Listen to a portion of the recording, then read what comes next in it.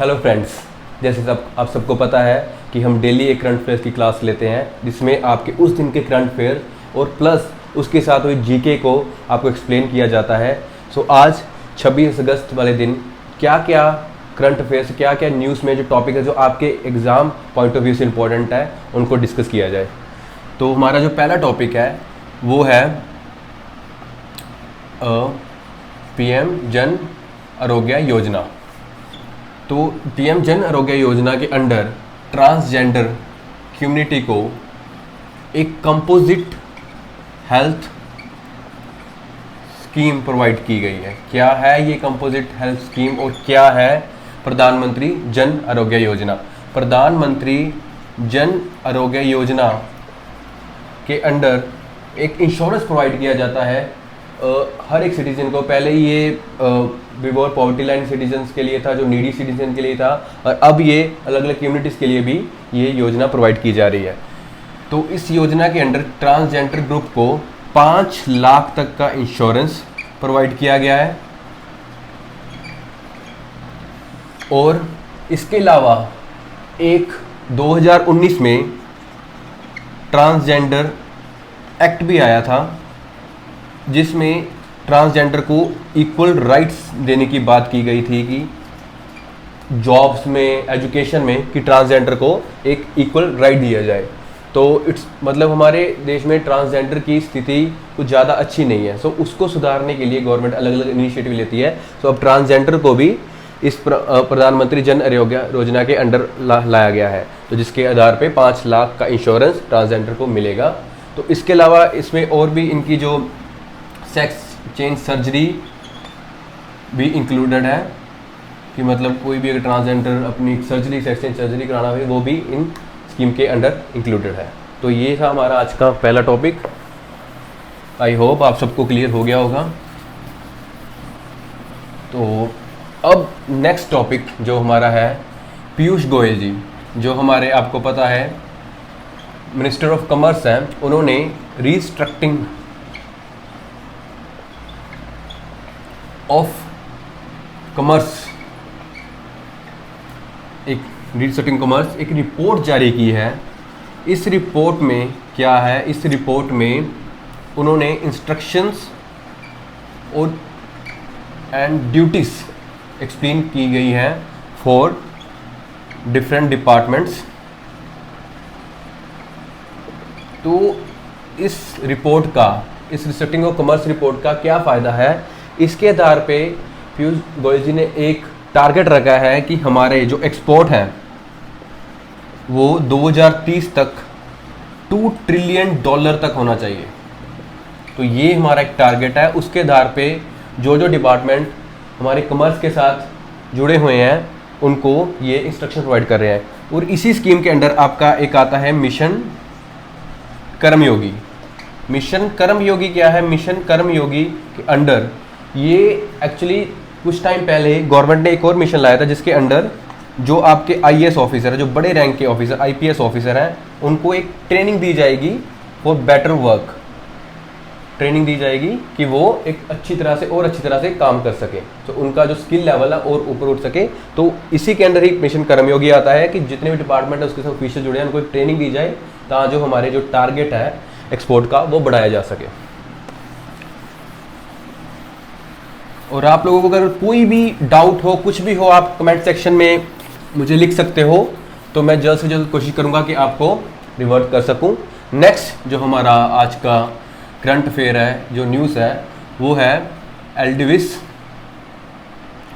एल्डिविस एक insurance company है जिन्होंने हेल्प की है हमारी ministry of health and family welfare को।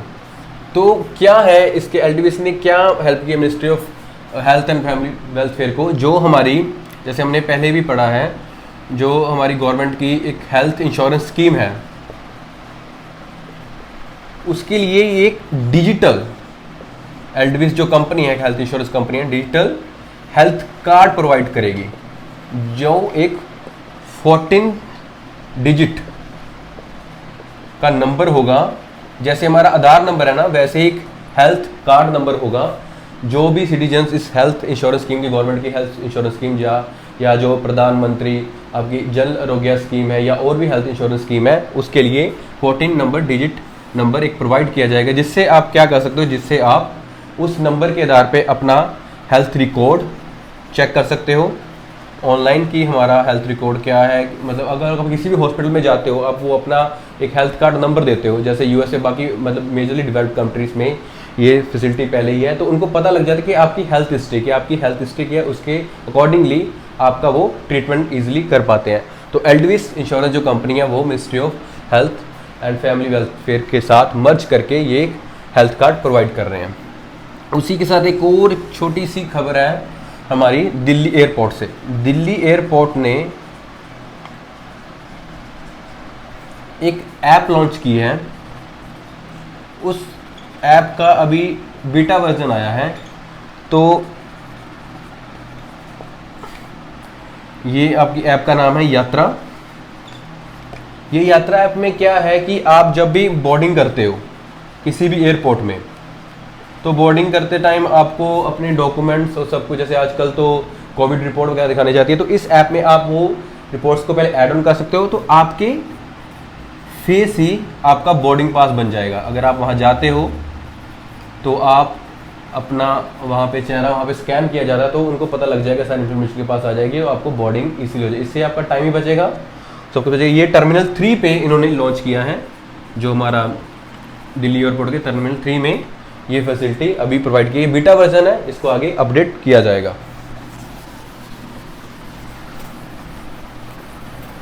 तो आई होप आपको समझ आ रहा है। हमारी जो नेक्स्ट न्यूज़ है वो फिर से एक हेल्थ के साथ जुड़ी हुई है। मिनिस्ट्री ऑफ आयुष ने एक मेमोरेंडम ऑफ अंडरस्टैंडिंग साइन किया है ministry of electronic and information technology के साथ। तो इसमें ministry of information and technology ministry of Ayush को एक टेक्निकल सपोर्ट प्रोवाइड कर रहा है कि जिससे हमारा जितना भी हेल्थ रिलेटेड सिस्टम है, जो भी हमारे इंश्योरेंस है और भी कोई भी हॉस्पिटल या गवर्नमेंट हेल्थ रिलेशन सिस्टम है, उसको एक टेक्निकल सपोर्ट मिल सके, मतलब उसकी टेक्नोलॉजी को और एडवांसमेंट किया जा सके। तो मिनिस्ट्री ऑफ आयुष, जो मिनिस्ट्री ऑफ हेल्थ का दूसरा नाम है, उसका आयुष क्या है इसमें, आई होप सबको पता होगा, तो भी मैं एक्सप्लेन करता है। आयुष में ए आपका आयुर्वेदा, वाई योगा। ये मिनिस्ट्री ऑफ आयुष एक्चुअली हमारे जो ट्रेडिशनल हेल्थ जो फैसिलिटीज़ है, जो हेल्थ है हमारे जैसे पहले ज़माने में होता था, उनको प्रमोट करने के लिए मिनिस्ट्री बनाई गई है। इसके बाद यूनानी, सिद्धा एंड होम्योपैथी, तो ये इसकी फुल फॉर्म है आयुष की। तो ये एक छोटी सी न्यूज़ है। और नेक्स्ट न्यूज़ जो है, इंडिया ने 3 करोड़ रुपए डोनेट किए हैं, किसको, यूएन की वॉलंटरी फंड में। तो क्या है ये वॉलंटरी फंड? ये 4 हिस्सों में डिवाइड है वॉलंटरी फंड। तो इसमें जो 4 हिस्से हैं वो आपका है, एक तो है विक्टिम ऑफ टॉर्चर, मतलब जो कंट्री में जैसे टेररिज्म ज़्यादा है या और टॉर्चर ज़्यादा है उनके लिए, जो अंडर डेवलप्ड कंट्रीज़ हैं उनके लिए, टेक्निकल सपोर्ट के लिए, और एक रिव्यू के लिए, रिव्यू टेक्निकल के लिए। ये 4 हिस्सों में ये वॉलंटियर फंड शामिल है। अलग अलग ईयर, जैसे विक्टिम ऑफ टॉर्चर 1987 में यूनाइटेड नेशन जनरल असेंबली के द्वारा लाया गया। इसी तरह अलग अलग ईयर्स में बाकी वॉलंटरी फंड लाया गया। ये इंडिया ने 3 करोड़ डोनेट किया। इसके अलावा इंडिया ने 6 करोड़ रुपए हिंदी को प्रमोट करने के लिए डोनेट किए हैं यूनाइटेड नेशन में। आप लोग बता सकते हो कि यूनाइटेड नेशन में 6 ऑफिशियल लैंग्वेज है यूनाइटेड नेशंस की। तो आई होप आपको पता होगा, तो भी आपको यहाँ पे मैं लिख देता हूँ कौन कौन सी यूनाइटेड नेशंस की 6 ऑफिशियल लैंग्वेज है। सबसे पहले आपको पता होगा इंग्लिश, ये मेनली वही लैंग्वेज है जब यूनाइटेड नेशन बना था, जो मतलब जो वर्ल्ड वार 2 में जो हमारे एक्सिस पावर जब जीती थी, तो वो एक्सिस कंट्री की मेनली लैंग्वेज ही वहाँ पे यूनाइटेड नेशन की ऑफिशियल लैंग्वेज बनी। इंग्लिश, स्पेनिश, मैंडेरियन जो आपकी चाइनीज़ लैंग्वेज है, फ्रेंच, रशियन एंड अरेबिक, ये 6 ऑफिशियल लैंग्वेज है, जिसमें कुछ लैंग्वेज बाद में भी ऐड की जाए। अरेबिक बाद में ऐड की गई थी, मैंडेरियन बाद में ऐड की गई थी। तो ये 6 ऑफिशियल लैंग्वेज है। आप इसको पॉज करके स्क्रीनशॉट ले सकते हो, या इसको धीरे लैंग्वेज में चला के, धीरे स्पीड में चला के आप इसको देख सकते हो कि आप साथ साथ में नोट डाउन भी कर सको। आई होप मेरी आवाज़ आपको क्लियर होगी। अगर आपको वीडियो में कुछ भी ऐसा लगता है जो इम्प्रूव करने वाला है, प्लीज़ कमेंट सेक्शन में बताएं, और मेरे चैनल लर्निंग सप्लाइन को आप सब्सक्राइब करें, उस वीडियो को लाइक करें। नेक्स्ट जो हमारा टॉपिक है, अब छोटे छोटे टॉपिक से आगे, उसमें एक टॉपिक है बेसिक्स ने मर्ज किया है महाराष्ट्र की गवर्नमेंट के साथ रूरल सिस्टम को इम्प्रूव करने के लिए। मेनली बेसिक्स क्या है? बेसिक्स एक हमारा रूरल सिस्टम को इम्प्रूव करने के लिए, प्लस बेसिक्स ने एक और मर्जर किया है मास्टर कार्ड के साथ। ये भी न्यूज़ हम बीच में कर लेते हैं। बेसिक्स मास्टर कार्ड के साथ एक मर्जर किया है। मैं आपको पूरी डिटेल समझाता हूँ, पूरी स्टोरी समझाता हूँ। बेसिक्स एक फार्मर मार्केट है महाराष्ट्र में, जो जहाँ पे फार्मर अपने प्रोडक्ट्स को सेल कर सकते हैं। तो मास्टर कार्ड पहले तो इन्होंने मास्टर रूरल सिस्टम के साथ मर्ज किया है, जिससे हम फार्मर्स को और ज़्यादा ये एक मार्केट प्रोवाइड करें, फैसिलिटी प्रोवाइड करें। और मास्टर कार्ड इनको एक फिनटेक फैसिलिटी प्रोवाइड करती है कि फिनटेक मतलब डिजिटली पेमेंट कैसे फार्मर्स के पहुंच सकते हैं। जैसे ये एक डिजिटल मार्केट है, आप सब समझ सकते हो। बेसिक्स वहाँ पे फार्मर जाता है, अपना प्रोडक्ट सेल करता है, और मास्टर कार्ड की हेल्प से डिजिटली उसके पास पेमेंट पहुंच जाती है। तो चीज़ों को थोड़ा स्मूथ करने के लिए, डिजिटलाइज करने के लिए, जैसे डिजिटल इंडिया के अंदर सब कुछ हो रहा है, तो उसके ही आधार पे ये मर्जर हुआ है। नेक्स्ट आपकी एक और अच्छी न्यूज़ है कोविड-19 के रिलेटेड। आपको पता है भारत बायोटेक जो हैदराबाद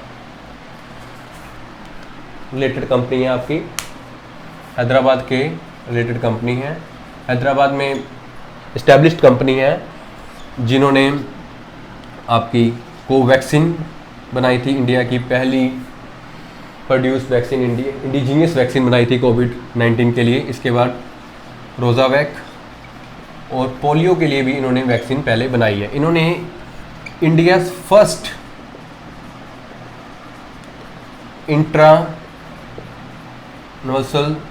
वैक्सीन प्रोड्यूस की है फॉर कोविड-19। तो क्या है इंट्रानसल वैक्सीन, जिसका नाम है BBS-154। इसको आप जरूर नोट डाउन करिए, बहुत इंपॉर्टेंट है आपके एग्जाम पॉइंट ऑफ व्यू से। तो क्या है इंट्रानसल वैक्सीन? जो हम इनहेल कर सकते हैं, आपकी नोस्ट्रिल से जो वैक्सीन ले सकते हैं, उनको इंट्रानसल वैक्सीन बोलते हैं। इसी के साथ में एक और न्यूज़ है आपकी बैंकिंग से जुड़ी। PNB ने एक क्रेडिट स्कीम लॉन्च की है फॉर वर्कर्स के लिए, जो आपका सैलरी वर्कर्स हैं जितने भी, उनके लिए, कि आप FD के बेस पे अब क्रेडिट ले सकते हो, लोन ले सकते हो, लोन फैसिलिटी ले सकते हो इंस्टेंटली। मतलब तभी आप एक ऐप इन्होंने बनाई कि ऐप पे आप या मैसेज एक करो, वो आपकी सारी, आप अपना अकाउंट नंबर भेजो, आपकी सारी डिटेल आ जाएगी, आपकी कितने लाख की या कितने हज़ार की FD है, तो उसी की बेस पे आपको लोन मिल जाएगा। ये PNB की नई स्कीम आई है। आगे एक बहुत अच्छी खबर इंडिया के लिए। जैसे आपको पता ही है कि इंडिया 3rd लार्जेस्ट कंट्री है जो डिफेंस में इन्वेस्ट कर रही है। सबसे पहले नंबर पे तो नो डाउट USA है, फिर चाइना, और फिर तीसरे नंबर पे आपकी इंडिया। तो इसी बेस पे अब हम पहले तो हम ज़्यादातर अपने जितने भी इक्विपमेंट्स है, जितने भी हथियार है, वो इंपोर्ट करते थे, बट नाउ हम इंडिजीनियसली डेवलप करने लग जाए। तो इसी के पे DRDO ने एक मिसाइल बनाई है जो हमारी सरफेस टू एयर मिसाइल है। Surface to air missile launch की है, जिसकी टेस्टिंग चंदीपुर उड़ीसा, ये काफ़ी फेमस जगह है जहाँ पर मेनली DRDO की जो भी मिसाइल्स होती हैं, जितने भी हथियार होते हैं वो टेस्टिंग होती है। चाहे वो ब्रह्मोस हो गई, चाहे आपकी अग्नि मिसाइल होगी, ज़्यादातर चंदीपुर उड़ीसा में ये टेस्टिंग की गई है इंडियन नेवी की तरफ से।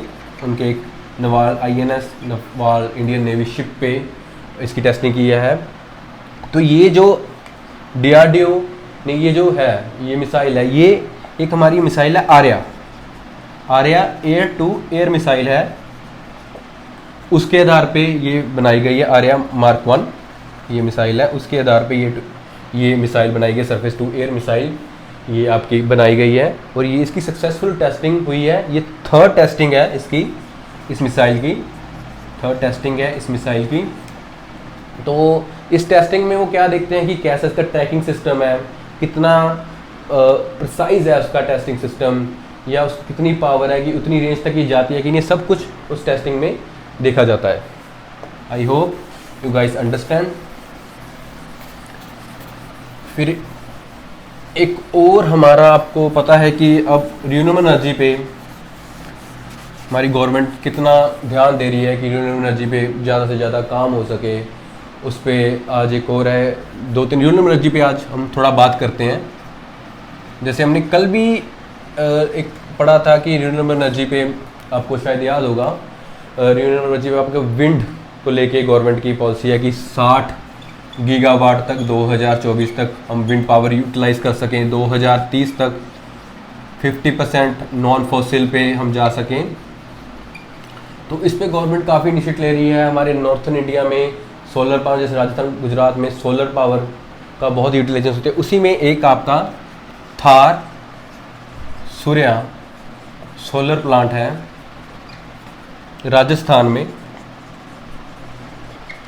जिसमें अब 49% स्टेक ले लिया है नॉर्वे के पेंशन फंड ने। नॉर्वे दुनिया का सबसे बड़ा पेंशन फंड है। ये जो फंड है नॉर्वे का पेंशन फंड दुनिया का सबसे बड़ा फंड है। इसके पास इतना पैसा है कि बहुत जगह पे इन्वेस्टमेंट्स करते हैं। तो उन्होंने 49% स्टेक ले लिया था। ये जो था सूर्य है ये 420 मेगावाट कैपेसिटी का है। तो आने वाले टाइम पे इसको और बढ़ाया जाएगा इसकी कैपेसिटी को। तो इससे मतलब ये इतना यूज़फुल है हमारे इंडिया के लिए। तो कितना ही लाखों कार्बन मिशन की बचत होती है, और उस एरिया में मतलब जो इलेक्ट्रिसिटी बहुत इजीली प्रोवाइड कर पा रहे हैं। ये जो बनाया था सूर्या थार सोलर प्लांट, ये एक इटली की कंपनी है ग्रीन एनर्जी, उन्होंने ये डेवलप किया था। और 49% स्टेक अब नॉर्वेन पेंशन फंड ने ले लिया, और 51% स्टेक इंडियन गवर्नमेंट के पास है।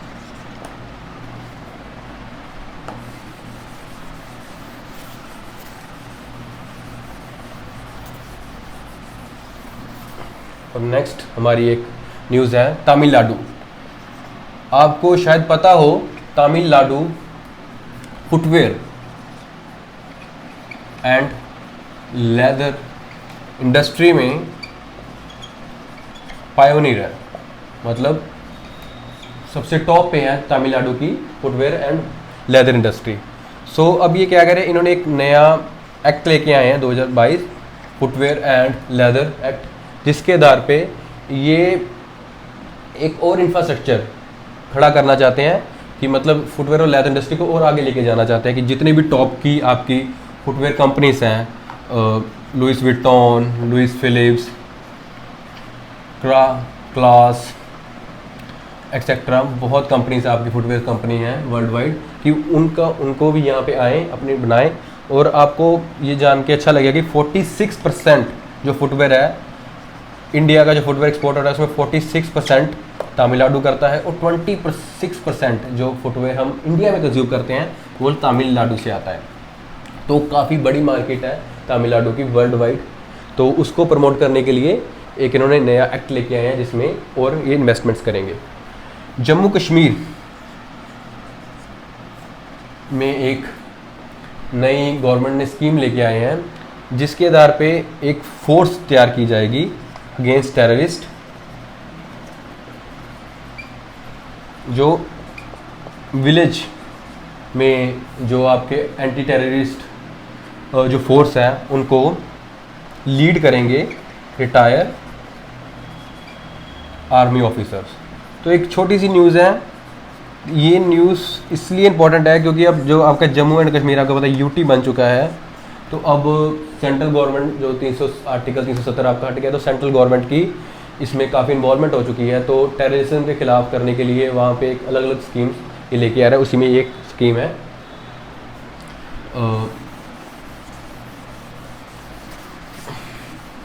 नेक्स्ट एंड लास्ट जो आज का आपका टॉपिक है वो एक्चुअली टॉपिक नहीं है, इट्स एक आर्टिकल है, एक इंफॉर्मेटिव आर्टिकल है जिसमें अलग अलग स्टैटिक्स हैं। तो ये आर्टिकल में क्या बताया गया है पेटेंट्स के बारे में। तो इन शॉर्ट आपको बताया गया, वैसे काफ़ी स्टैटिक्स हैं कि कितने % पेटेंट्स इंडिया में होते हैं, कितना टाइम लगता है, कितने फॉरेन में कितना टाइम लगता है।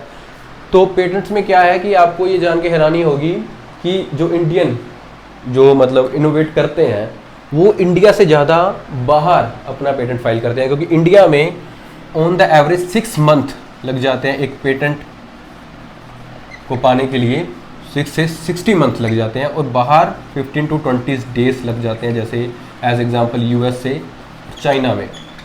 तो अगर रिकॉर्ड्स की बात की जाए तो 1.7 लाख इंडिया में फाइल किए गए हैं पेटेंट्स और 1.1 लाख बाहर फाइल किए हैं। इंडियन इनोवेटर्स बाहर पेटेंट फाइल करें क्योंकि वहाँ पे कम टाइम लगता है एज़ कम्पेयर टू इंडिया, क्योंकि इंडिया के पास जो पेटेंट स्टाफ है वो बहुत कम है एज़ कम्पेयर टू बाहर से। जैसे यूएसए में आपका 9 गुना स्टाफ है, चाइना में 14 गुना। जैसे मान लीजिए हमारे पास सिर्फ 900 आदमी है तो वहाँ पे 12-13 हज़ार आदमी है, यहाँ पे 9-10 हज़ार आदमी है यूएस पे पेटेंट्स को देखने के लिए।